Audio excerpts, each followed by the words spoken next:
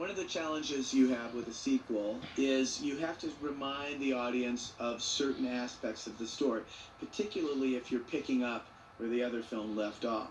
A lot of people don't remember that Syndrome, the villain of the first film, killed off a lot of supers. Part of the reason Syndrome was able to get away with killing off so many heroes is because they all were underground and it could be done in quiet. So this scene takes that as a starting place, that there would be a public eulogy for all the supers. What we were trying to explore was the cost of hiding. In other words, there is the personal cost of just keeping a big part of yourself a secret, but there also is a protection to being out and being known. Ultimately, it didn't set the right tone, though, for the movie, so we tossed it. Being a superhero was never an easy fit for Simon Palladino. He was a serious guy, an oddball who was not naturally engaging. He didn't really understand jokes or how to set people at ease. And of course, there were the eyes. Crazy, light blue eyes that could see in astounding detail, see through many surfaces, and if he focused them right, could burn through solid metal.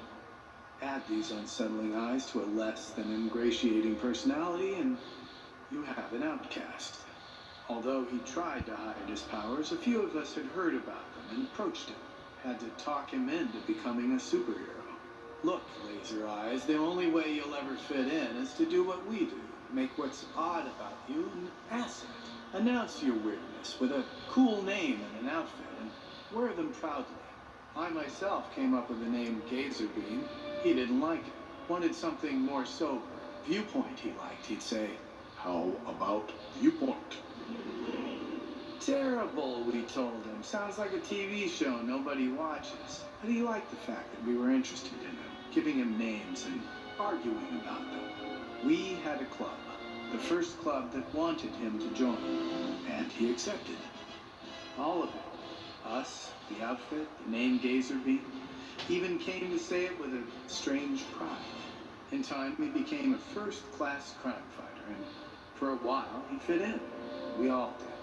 When it ended, and we all had to go underground, he used his alter ego to fight for superhero rights. But he had trouble adapting to civilian life. His problem is common to superheroes. He got used to being useful.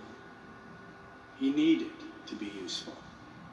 A bad man exploited that desire, that weakness, to attract Gazerbeam and other superheroes, individually, in secret, and one by one to kill them off. I was drawn into it too, almost became another victim, if it weren't for a clue Gazerbeam left behind, heroically, in his dying moments. This nightmare was made much worse by the fact that we supers were all, and are all still, in hiding. Being separate, being hidden, weakens us. Every one of us are engines with energy to burn. Engines don't like to idle. They want to be used. If you block energy from driving us forward, the same energy will gladly drive us backward. As a society, we must always support what is best in us. If someone wants to help, we should embrace that desire, encourage it, fan it into a flame, and look to the young to be inspired enough to take up the fight. We look to the day when supers are invited to rejoin society. Until then, we'll hide and wait for our next chance to do good. Now let's take a moment to remember Gazerbeam, Storm Assad, Psychwave, Vectress, Everseer, Macroburst, Flange, Blazestone, Downburst, Hypershock, Apogee, Blitzerman, Tradewind, Gamma Jack, and all of the other heroes we lost in this tragedy. All of the supers who died wanting only to help.